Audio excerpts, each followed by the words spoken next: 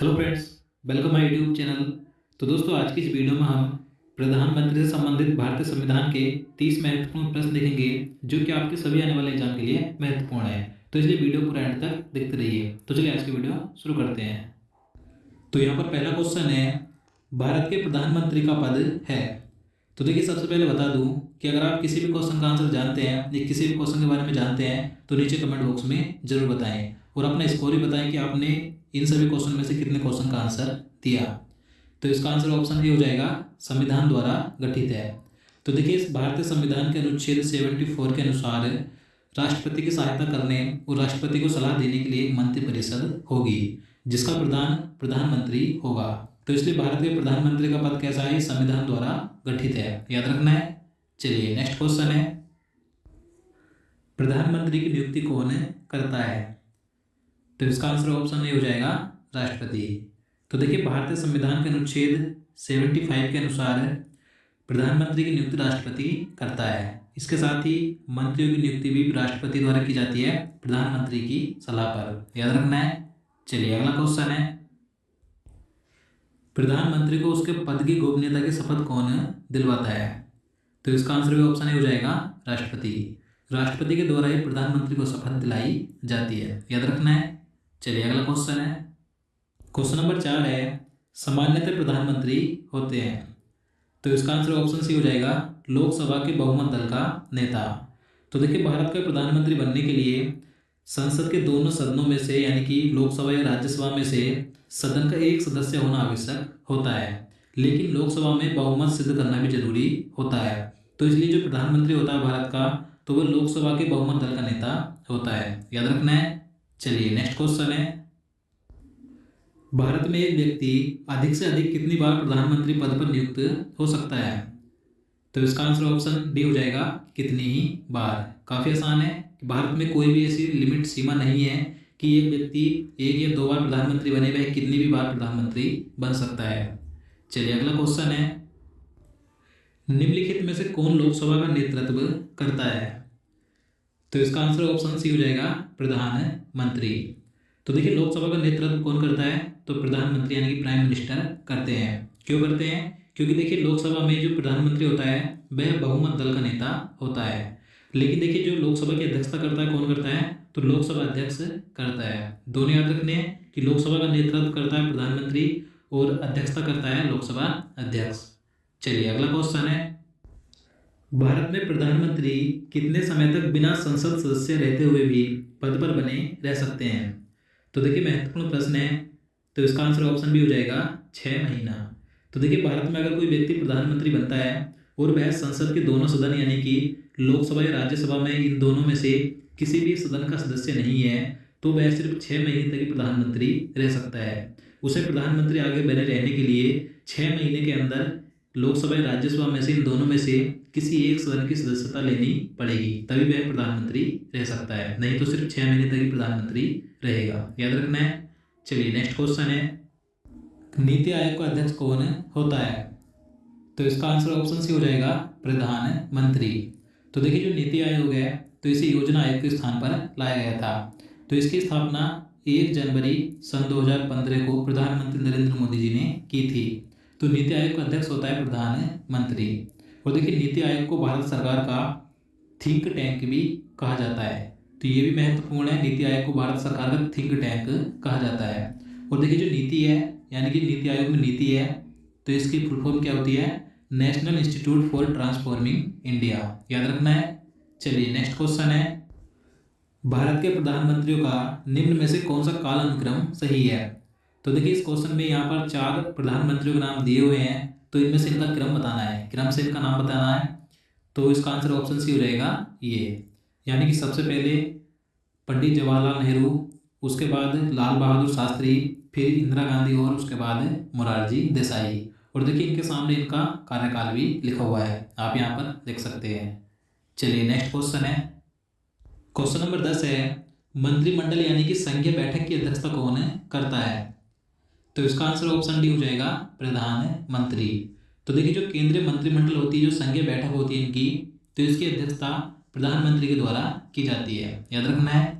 चलिए next question है, प्रधानमंत्री की नियुक्ति राष्ट्रपति करता है तो यह किस अनुच्छेद में वर्णित है? तो देखिए मैंने आपको पहले ही क्वेश्चन नंबर 2 में बता दिया है कि प्रधानमंत्री की नियुक्ति राष्ट्रपति के द्वारा की जाती है और किस अनुच्छेद के तहत की जाती है। तो इसका आंसर आपको नीचे कमेंट बॉक्स में बताना है। तो इस क्वेश्चन को मैं यहीं पर छोड़ देता हूँ। चलिए नेक्स्ट क्वेश्चन है, भारत के प्रधानमंत्री पद के लिए उम्मीदवार की कम से कम कितनी उम्र होनी चाहिए?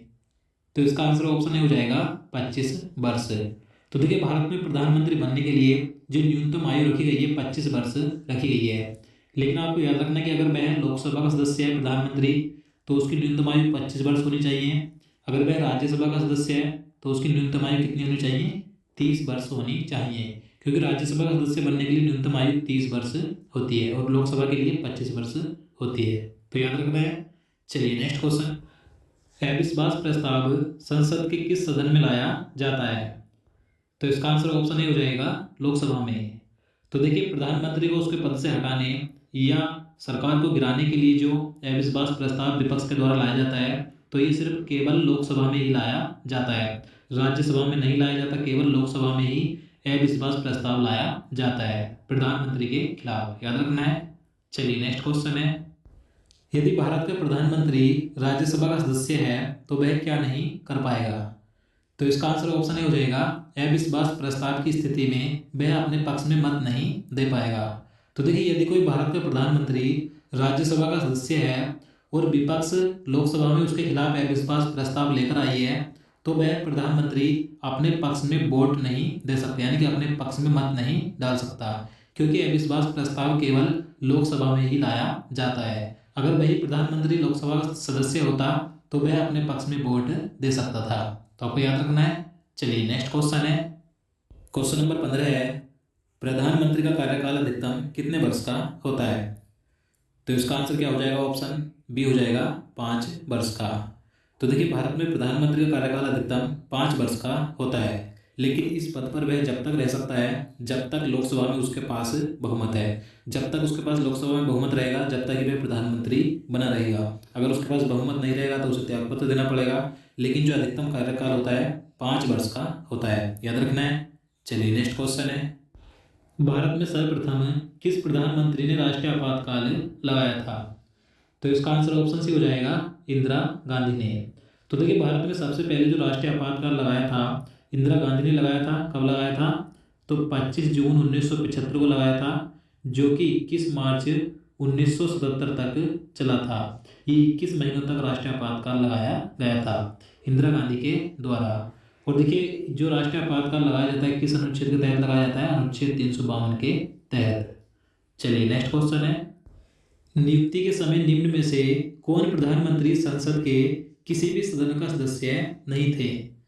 तो इसका आंसर ऑप्शन डी हो जाएगा पीवी नरसिंह राव। तो देखिए जो पीवी नरसिंह राव थे ये भारत के 10वें प्रधानमंत्री थे और जब इनकी नियुक्ति हुई थी तो ये संसद के किसी भी सदन का सदस्य नहीं थे। और देखिए इनका जो कार्यकाल था 21 जून 1991 से 16 मई 1996 तक का था। याद रखना है। चलिए नेक्स्ट क्वेश्चन है, प्रधानमंत्री का शपथ ग्रहण करने के समय राज्यसभा की सदस्य कौन थी?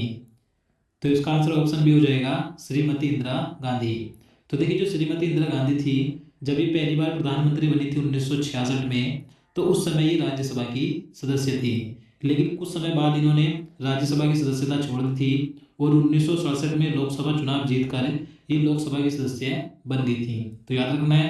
चलिए नेक्स्ट क्वेश्चन है, लोकसभा का विश्वास मत प्राप्त किए बिना ही प्रधानमंत्री पद पर कार्य करने वाले प्रथम व्यक्ति कौन थे? तो इसका आंसर ऑप्शन ए हो जाएगा चौधरी चरण सिंह। तो देखिए आप सभी को मालूम है कि अगर प्रधानमंत्री बनना है तो लोकसभा में अपना बहुमत सिद्ध करना होता है, यानी कि विश्वास मत प्राप्त करना होता है। लेकिन चौधरी चरण सिंह पहले ऐसे व्यक्ति थे जिन्होंने विश्वास मत प्राप्त किए बिना ही प्रधानमंत्री का पद ग्रहण किया था। देखिए इनका जो कार्यकाल था 28 जुलाई 1979 से 14 जनवरी 1980 तक का था। तो याद रखना है। चलिए अगला क्वेश्चन है, प्रधानमंत्री का पद ग्रहण करने के समय विधानसभा का सदस्य कौन थे? तो इसका आंसर ऑप्शन डी हो जाएगा एच.डी. देवगौड़ा। तो देखिए जो एच.डी. देवगौड़ा थे जब इन्होंने प्रधानमंत्री का पद ग्रहण किया था तो उस समय ये विधानसभा के सदस्य थे, लेकिन बाद में इन्होंने राज्यसभा का सदस्य बन गए थे, यानी कि राज्यसभा की सदस्यता ले ली थी। इनका जो कार्यकाल था 1 जून 1996 से 21 अप्रैल 1997 तक का था। याद रखना है। चलिए नेक्स्ट क्वेश्चन है, अविश्वास प्रस्ताव के कारण सर्वप्रथम किस प्रधानमंत्री को अपने पद से त्यागपत्र देना पड़ा था? तो इसका आंसर ऑप्शन ए हो जाएगा मोरारजी देसाई को। तो देखिए जो मोरारजी देसाई थे ये जनता पार्टी के प्रधानमंत्री बने थे, और जब इनके खिलाफ लोकसभा में अविश्वास प्रस्ताव लाया गया था तो वह पास हो गया था, तो इस कारण से इन्हें त्यागपत्र देना पड़ा था। तो अविश्वास प्रस्ताव के कारण प्रधानमंत्री पद से त्यागपत्र देने वाले पहले व्यक्ति कौन थे? मोरारजी देसाई थे। इनका जो कार्यकाल था 1977 से 1979 तक का था। याद रखना है। चलिए नेक्स्ट क्वेश्चन है, प्रधानमंत्री पद पर सर्वाधिक समय तक कौन आसीन रहा था? तो इसका आंसर ऑप्शन ए हो जाएगा पंडित जवाहरलाल नेहरू। तो देखिए पंडित जवाहरलाल नेहरू सबसे अधिक समय तक प्रधानमंत्री रहे थे। देखिए इनका जो कार्यकाल था 15 अगस्त 1947 से 22 मई 1964 तक का था, जो कि काफी लंबा कार्यकाल था। करीब ये 17 साल तक प्रधानमंत्री रहे थे।